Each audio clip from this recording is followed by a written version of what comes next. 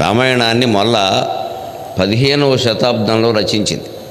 శ్రీనాథుడి కాలం ఇది. సరే, మన కవుల కాల నిర్ణయం విషయంలో కొంచెం అటు ఇటు అభిప్రాయాలు చాలా ఉన్నప్పటికీ మొత్తం మీద నిర్ణయించిన విధానం అది. అప్పటికి 500 ఏళ్ల సాహిత్యం మనకుంది.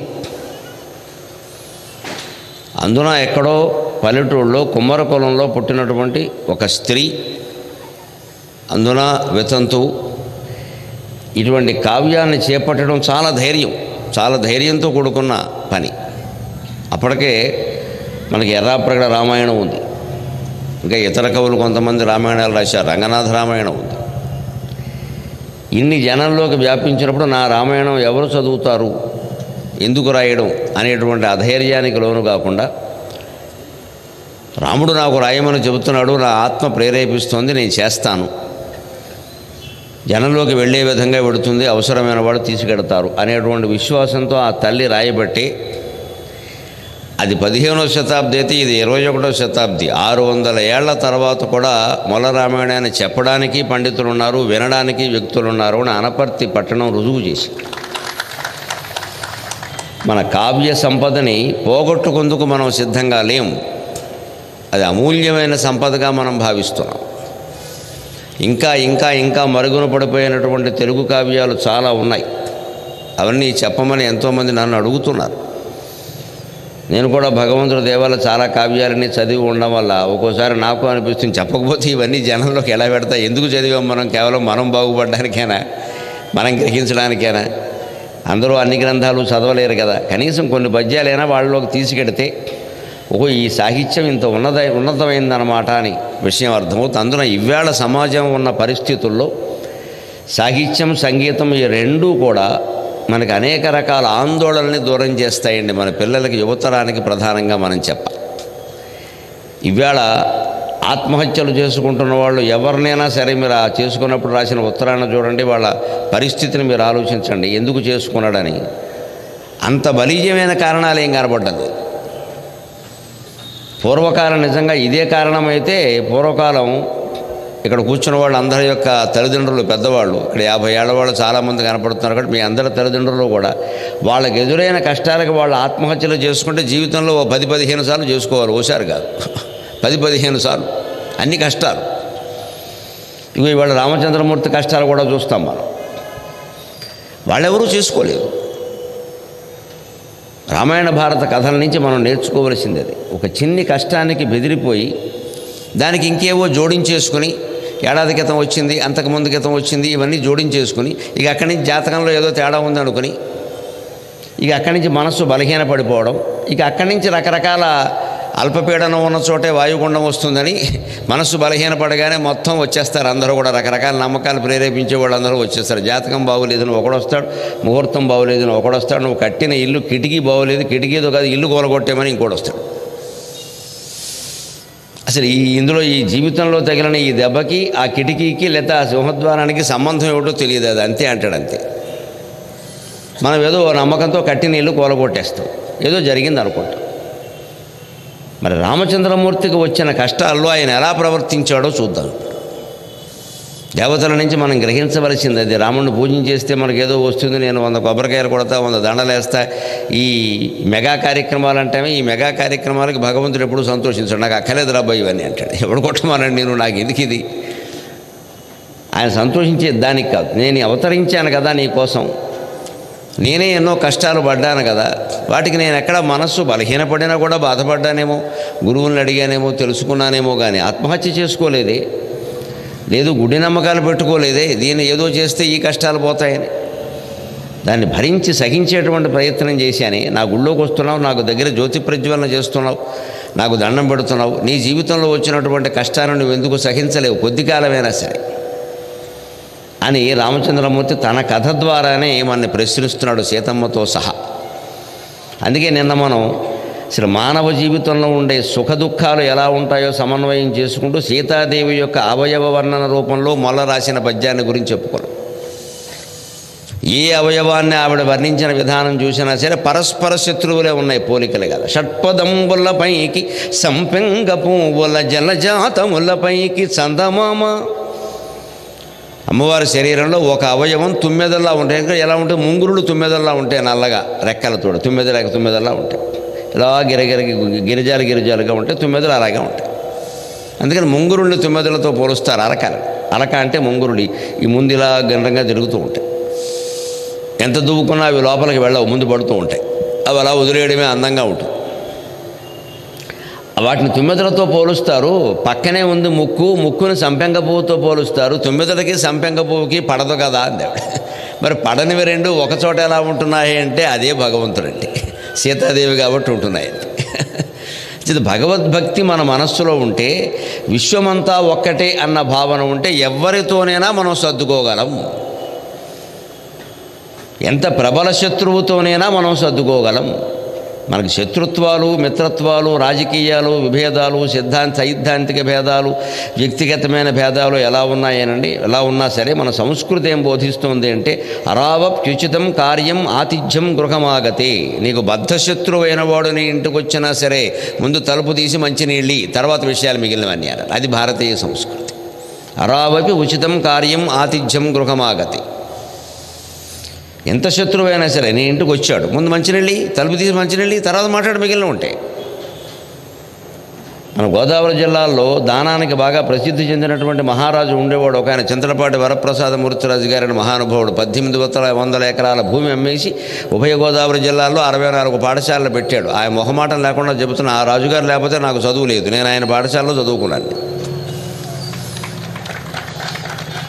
తాడేపల్లిగూడెం దగ్గర కాశీపాడులో కెనడీ హై స్కూల్ అని పెట్టాడు. నేను సరిగ్గా ప్రాథమిక విద్య ముగించే సమయానికి ఆయన బడి పెట్టాడు. మా నాన్నగారు తీసుకెళ్ళి అందులో బారేసారి చదువు వచ్చింది, లేకపోతే ఆగిపోయింది.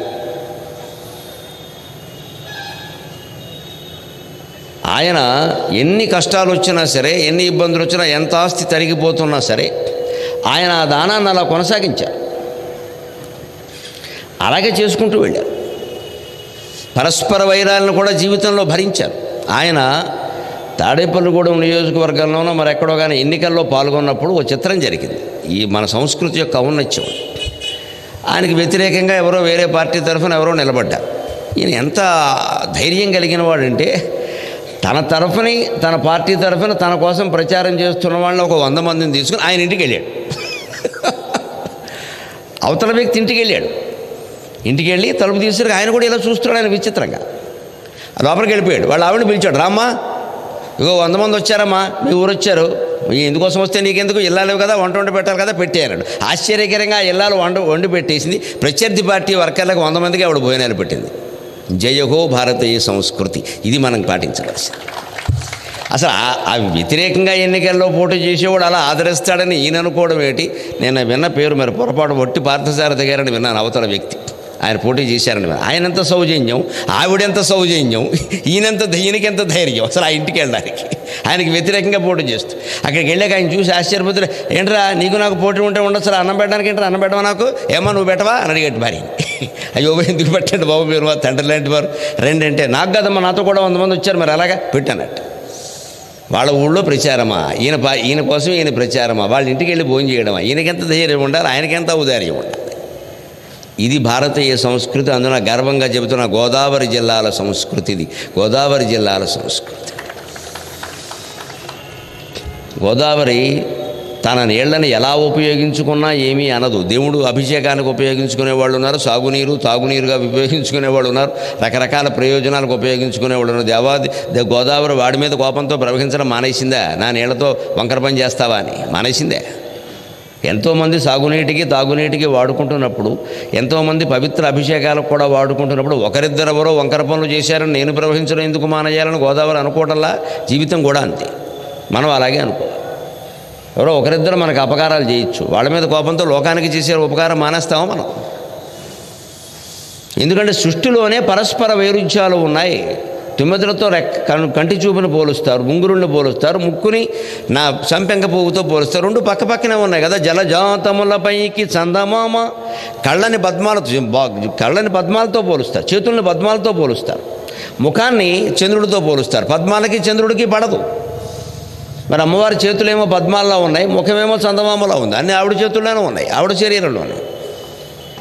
ఈ పరస్పర విరోధులను కూడా ఆవిడ శరీరంలో అట్టిపెట్టుకుని అవయవ రూపంలో ఎందుకు తనను తాను అలంకరించుకుంది అంటే సృష్టి మొత్తం విరోధాలతోనే ఉంటుంది. ద్వంద్వాలు అంటారు వీటినే, వేదాంత శాస్త్రంలో ద్వంద్వాలు అంటారు. ద్వంద్వం అంటే జంట, శీతోష్ణాలు ఒక ద్వంద్వం, చలి వేడి. ఇప్పటి వరకు చలి అనుభవిస్తున్నాం మనం. రేపు సంక్రాంతి పండుగకి ఏమవుతుందో తెలుసా? సంక్రాంతికి సంకల్లో చేతులు అంటారు, శివరాత్రికి శివ అంటారు. ఆ సామెత చూడండి. సరిగ్గా చలి ఎప్పుడు ప్రవేశిస్తుందో కూడా చెప్పాడు కావ్యాల్లో. చలి ప్రవేశించున ఆగుల చవితి నాడు మెరయు వేసవి రథసప్తమి దినమున. నాగుల చవితితో చలి మొదలవుతుంది దీపావళి తర్వాత. సరిగ్గా నాగుల చవితి నాడు చలి ప్రవేశిస్తుంది, తేదీ ఇది. అంతేకాదు రేపు రథసప్తమి వస్తుంది. మెరయు వేసవి రథసప్తమి దినమున. రథసప్తమి నుంచి వేసవి మొదలవుతుంది. అంతకుముందు కూడా కొద్దిగా వేడిగా ఉండదు, కానీ వేసవి అనడానికి వీల్లేదని. అది వాత్సవి, అదొక రుచి అంతే. తర్వాత వేసవి. ఈ చలి ఇలా ఉంది. రేపు సంక్రాంతికి ఏమవుతుంది? కాస్త సంకల్లో చేతులు పెట్టుకుంటాం, భోగిమంటలు వేసుకుంటాం. తెల్లారగట్ట లేవడానికి బద్ధకమైన సరే భోగిమంట గురించి లేస్తాం, ఆ వేడి గురించి. అందుకే అప్పుడు పెట్టారు భోగిమంట, వేసవకాలంలో పెట్టలేదు. వేసవకాలంలో భోగిమంటలు కూడా పెడితే అంటుకుంటాయి మొత్తం అని. చలికాలంలో పెట్టారు. ప్రజలు లేవాలంటే మంట ఉండాలి, లేకపోతే లేవరు. కడుపులో మంట ఉన్నా సరే దుఃఖం ఉన్న వాళ్ళు గమనించండి. మీరు లేచే కూర్చుంటారు, పడుకోరు. ఇంకా దుఃఖం ఉందిగా, దుఃఖాగ్ని ఉన్నా అంతే, అసలాగ్ని ఉన్నా అంతే, పడుకోలేరు, లేచి కూర్చుంటారు. అంతే తాత్పర్యం. అది మళ్ళీ శివరాత్రి వచ్చేసరికి శివసభ వెళ్ళిపోతుందిట. శివరాత్రికి చలి ఉండదు. ఎందుకంటే శివరాత్రికి చలి ఉంటే జాగారం చేయలేము. భగవంతుడు చేసిన ఏర్పాటు చూడండి. జాగారం చేయలేము, తెల్లవాళ్ళు మెలుగుగా ఉండాలి, చల్లే ఉడకొస్తుంటాడు. అప్పటికి వేసవకాలం వచ్చేస్తుంది. పర్వాలేదు, ఇలా కాస్త గాలి ఇస్తుంది అనుకుంటాం అంతే.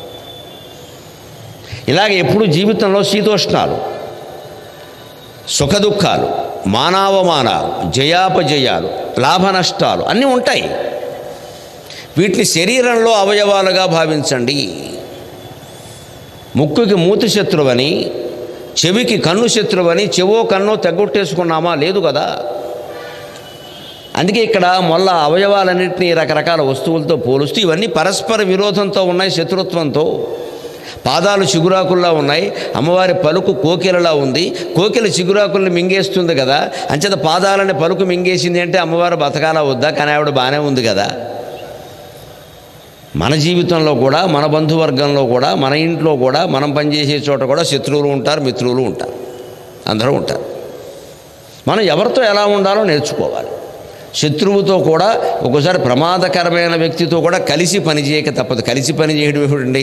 ఈ దేశంలో నిన్న మొన్నటి వరకు ఆడవాళ్ళు చాలామంది కాపరాలే చేస్తున్నారమ్మా, ఇప్పుడు కూడా చేస్తున్నారమ్మా. పరమ దుర్మార్గులతో కాపరాలు చేస్తున్నారు, అనుమానం ಇಲ್ಲ.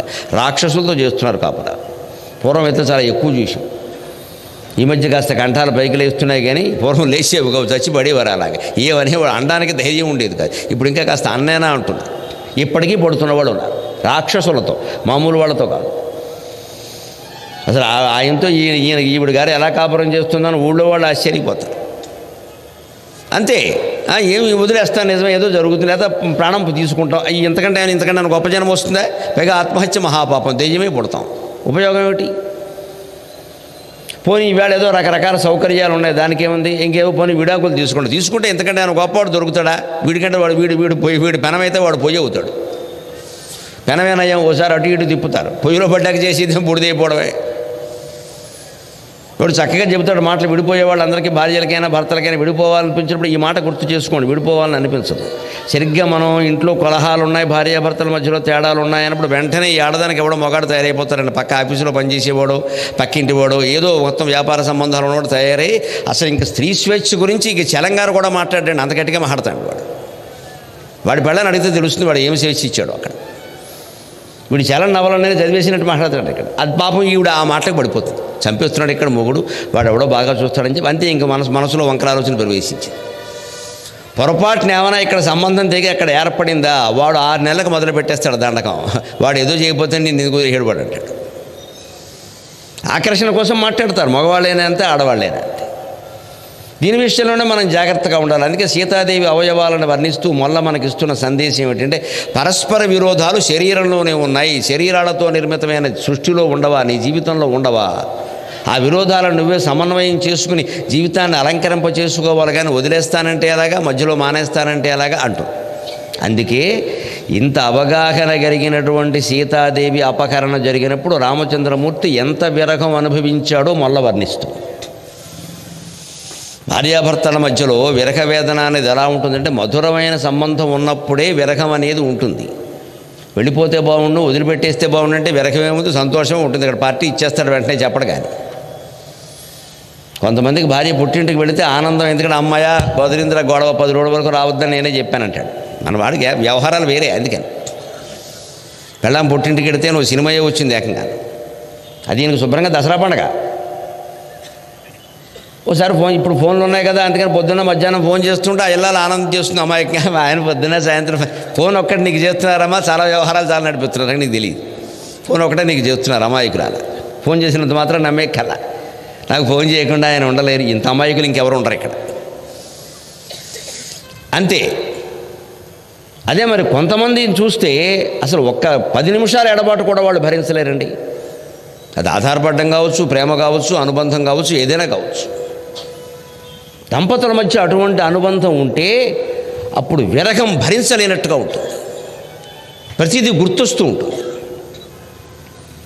ఒక పూట మనకంటే విడిగా వేరుగా ఉన్నా సరే ఆ ఇల్లాలు గుర్తొస్తుంది. గుర్తొచ్చింది అంటే ప్రేమ ఉన్నట్లు లెక్క. అందుకే ఆడవాళ్ళు చాలా పరీక్షగా మర్నాడు భర్త ఫోన్ చేసినప్పుడు ఊళ్ళో లేకపోతే నేను గుర్తొచ్చానా అని అడుగుతారు. అనుభవం మీద చెబుతున్నా, గుర్తొచ్చారనే చెప్పాలి, వేరే మాట్లాడకూడదు. పై ఊళ్ళో ఉన్నప్పుడు ఎవరింట్లో మనకి ఎంత అమృతప్రాయమైన భోజనం పెట్టినా సరే ఇంటి దగ్గర భార్య ఫోన్ చేసి, ఏమండి ఎక్కడో ఉన్నారు ఈవేళ, భోజనం ఎలా ఉంది అంటే, ఏదో తిన్నా నువ్వు పెట్టినట్టు పెడతారా అనాలి. అంతేగాని బ్రహ్మాండంగా ఉందని చెప్పకూడదు, కొంపలు అంటుకుపోతాయి. దీన్ని లౌక్యం అంటారు. ఊళ్ళూళ్ళు తిరుగుతుంటే అనుభవం మీద వస్తుంది ఇదంతా. బ్రహ్మాండంగా ఉంది, ఏమిటో మన ఇంట్లో కూడా ఎప్పుడు అయితే అక్కడే మకాం పట్టండి, ఇక్కడికి రావడం ఎందుకంటారు. ఇప్పుడు రోజు పెట్టేది వాళ్ళ వీళ్ళ, అనవసరంగా ఖాతా పాడు చేసుకోవడం. కానీ అలాగని ఇక్కడ ఏమిటో మా ఇంట్లో ఉన్నట్టుగా లేదండి అని అనకూడదు. వీళ్ళు బాధపడరు, పెట్టిన వాళ్ళు. ఇక్కడ ఎలా ఉందో లేదు చెప్పచ్చు, బాగుందిగా, చక్కగా పెట్టారండి, మా ఇంట్లో కూడా ఎప్పుడు ఇలా లేదని ఇక్కడ అనొచ్చు. కానీ ఈ మాట అక్కడికి వెళ్లకుండా జాగ్రత్త పడాలి. మళ్ళీ వాట్సాప్లో వెళ్ళిపోకూడదు. అది ఇంతే జీవితం ఇది. అంతేగాని ఇందులో ఎవరిని అనవలసిన పని లేదు. ఒక పూట ఎక్కడో తిని మెచ్చుకున్నంత మాత్రాన్ని నా మీద వేరే అభిప్రాయం ఏర్పడుతున్న భార్య అనుకోవడం ఎందుకు కానీ అనుకుంటారు, సహజం అది. అంతే. తాను చేసిందే బాగుండాలి, తాను పెట్టిందే బాగుండాలి, తన దగ్గరే ఉండాలి, ఇలా సహజం ఏదో అవు అని అంటే అయిపోయాయి. ఏముంది? అప్పుడే విరహ వేదన కూడా